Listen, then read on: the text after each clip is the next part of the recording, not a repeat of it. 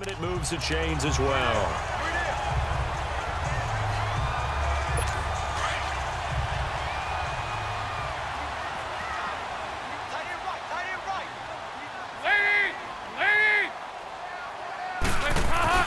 A first down throw coming for Dalton. Brought in here by Tyler Eifert. And he'll get it out to midfield. Looks like, yeah, they'll spot it right at midfield at the 50. A good pickup there. 8 yards on the first down completion. Seeing that play and understanding just how tough it is to cover tight ends, especially the ones running around the NFL nowadays, makes me glad I didn't make it in that league. I would have had a really difficult time. But now you get to sit up here with me. Yeah, and that's fun, isn't it? And what a really nice gain right there on first down for them. Brings up a nice second down for them. Brandon, we talk all the time about those hybrid players, guys who could do more than one thing. And I think if you're playing strong safety in the NFL today, you are a true hybrid. Part linebacker, part cover guy. And coming up, sticking his nose in the mess there and making a nice play defensively. 12 yards that time at a Cincinnati first down. Tremendous blocking by the interior of the offensive line. They didn't just gash him there. They blasted a gaping hole for him to gallop through. I think if he comes back to the huddle, he better be giving them a whole lot. Under a heavy rush, and down he goes. Jason Pierre-Paul in there to sack him, and that is 10 for him now on the year.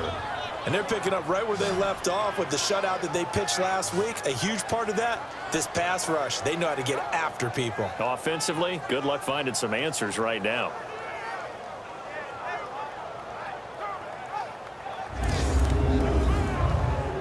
Sacks, a growing theme in this first half. This is second and long. Out of the gun, it's Dalton. Trying to lob it in there, but it's incomplete. LaFell couldn't hang on that time, and it'll bring up third down. Fair to say, hasn't been his best game throwing the football, but also not getting a lot of help out there either. Yeah, you nailed it pretty well, you know. He's got to throw it better. Got to get more help. Obviously one that should have been caught. They've got to find a way to bring those two elements together so they can make some progress in this one. Here's Dalton, and that is incomplete. I know coaches tell us all the time that having a powerful arm isn't the #1 thing they look for in a quarterback. But when you're trying to throw inside routes and you need to put some heat on it, it helps to have the big gun. In this case, just a little bit too much. Here's Brad Nordman now as he's on to punt for Cincinnati. He's been a busy man here in this first half as he gets it away. 2 minutes to play here in the first half. We'll come back to Cincinnati after this.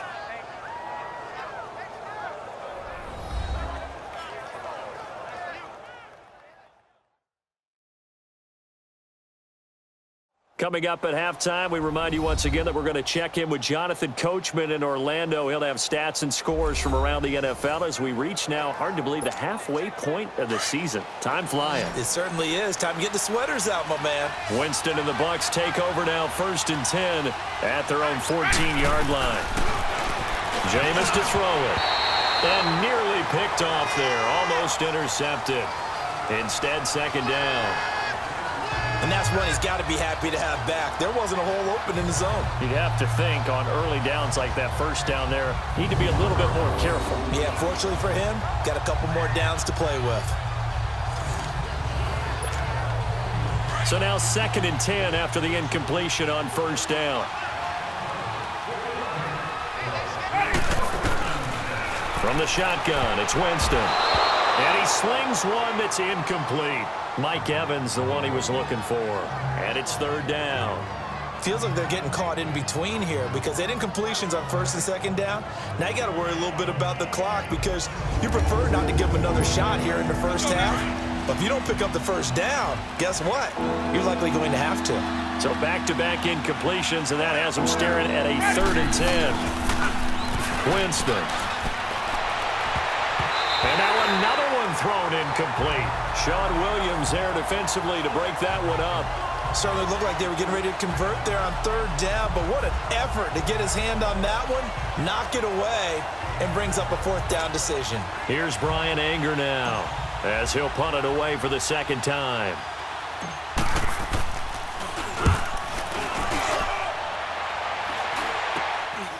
taking on the midfield logo.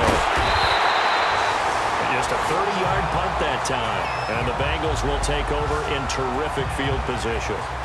And out now, here come the Bengals. The results for them so far, not that great. Well, not good at all. 3 drives, 3 punts. Yeah, and now what you're doing is you're looking at your play sheet. You're trying to figure out what you're going against defensively. I wonder, are they showing them something they haven't seen or anticipated in practice, and maybe that's throwing them off? Or do they just have to go to a different play calling section and try and run some offense that way?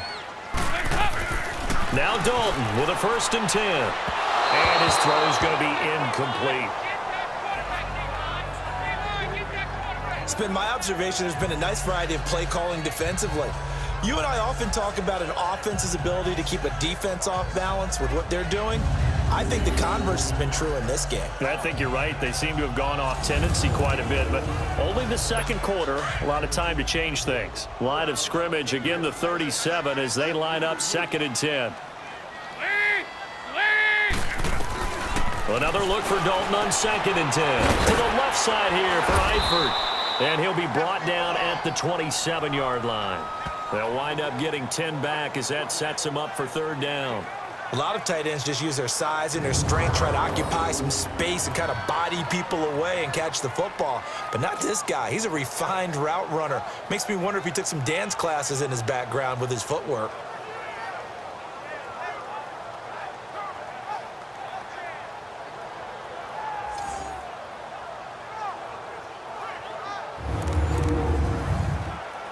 The offense on 3rd down tonight, 2 for 5 to this point. They're looking at 3rd and a few inches.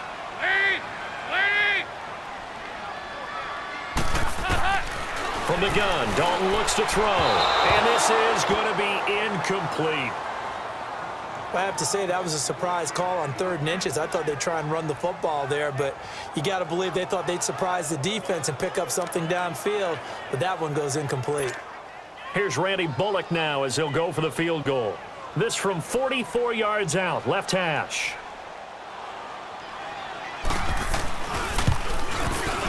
And Bullock will put this one through. And they are on the board, but still trailing. It's 7-3. So they do get to 3 points before they hit halftime. Something to build on, maybe. Yeah, go ahead and raise the banner, right? Wave the flag. That's good. Got points. And now, as you said, they've got something to build on as they get ready for the second half. After the field goal now, it's Bullock to kick it away. Fielded about a yard deep. And all that work, but he stopped where he ultimately would have been, and he's simply taken a knee, and that's the 25-yard line. Mike Evans and the rest of the offensive unit heading back out there now. He's doing what he's capable of, having a solid game. Not the most amazing game. He's not over 100 yards, but a good game so far. And you just know that mentally he feels like he's one catch away from turning it into a great game and starting on that road. And the defenders are well aware of that, too. They've got to figure out a way to not let that escalate. Keep him right in his zone here and call it a day, because otherwise he can really decimate them. Better believe they are well aware of his playmaking ability. Nice way to start the drive, a gain of 12 and a 1st down. When Mike Evans sees man coverage, I don't think he's the only guy who gets excited. I'll guarantee the guy throwing the ball does, because guess what? He's got a lot of options about where to place it because of Mike Evans' size and frame.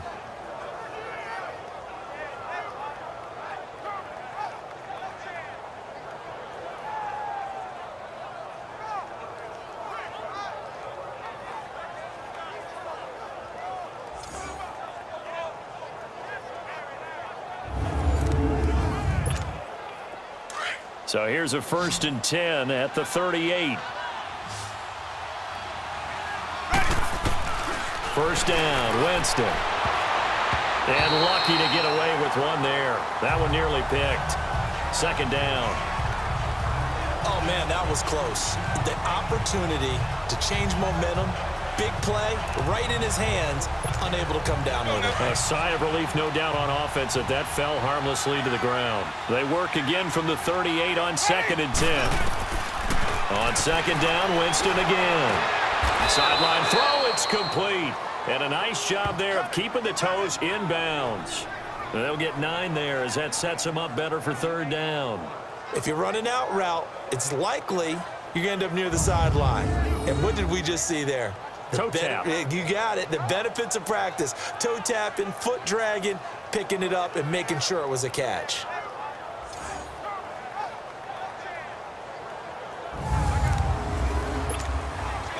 Came up a little short on the last pass play. They did get 9 yards out of it, leaving him with his 3rd and 1. Ready. White 25. To the air again with Winston. Incomplete. He had his hands on it but couldn't pick it. But it's now 4th down. And what did we talk with them about prior to the game? Their ability to move the chains, pick up first downs. So far, 0 for 3 on 3rd down. If that continues, they'll have little chance of winning this one. Here's Brian Anger now as he's on to punt for Tampa Bay.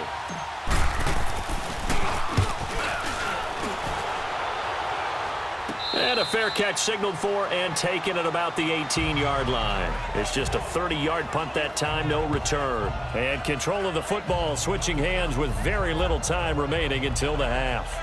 Here's A.J. Green as he gets set to go again on offense. Hasn't had his best day to this point here in the second quarter. They're losing. You got to think, though, that also means that maybe the defense doing a good job on him. There's two sides to that coin. I would agree, so you have to give them credit, but that means you've got to find a way to beat that defense and make sure one of your top playmakers touches the football and has an impact on the game. Change formations, change where he lines up, put him in motion, anything possible to shake him free. Maybe that greater impact comes here on this drive.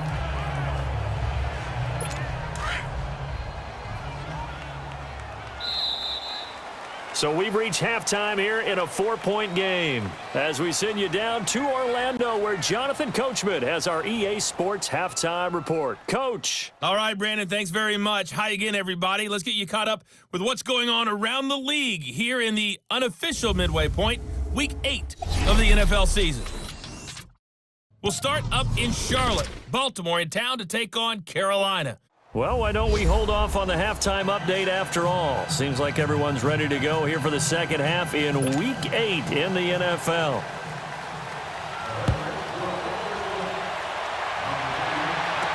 That'll be taken in the end zone.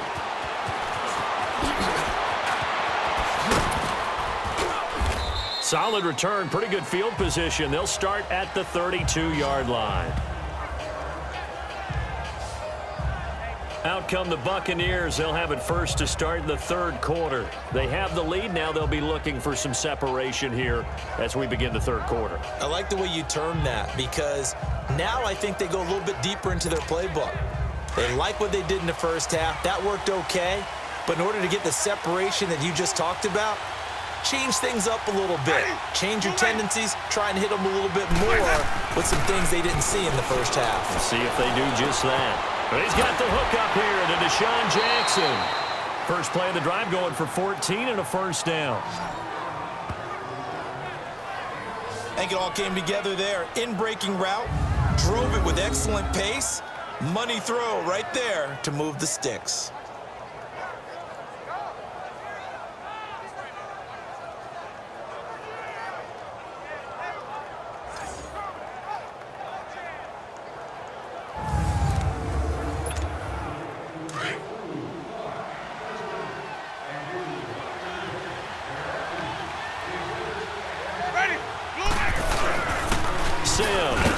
And he'll fight his way forward to about the 48-yard line.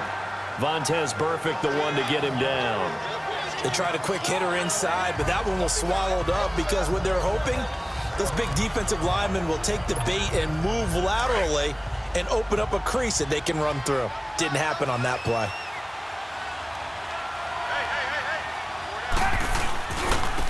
Now a handoff looking right. And across midfield he goes and into Bengal territory. Big Geno Atkins there to bring him down. Some of the most unselfish players on any football team, defensive tackles, because we ask them to just eat up blocks, allow other people to make tackles. But when he can make a play himself, as we just saw there, that's a big day. Now, meanwhile, a pass that should have been intercepted, but it winds up falling incomplete. Tremendous coverage there. Just did not catch the football and complete the interception. But what do they say all the time?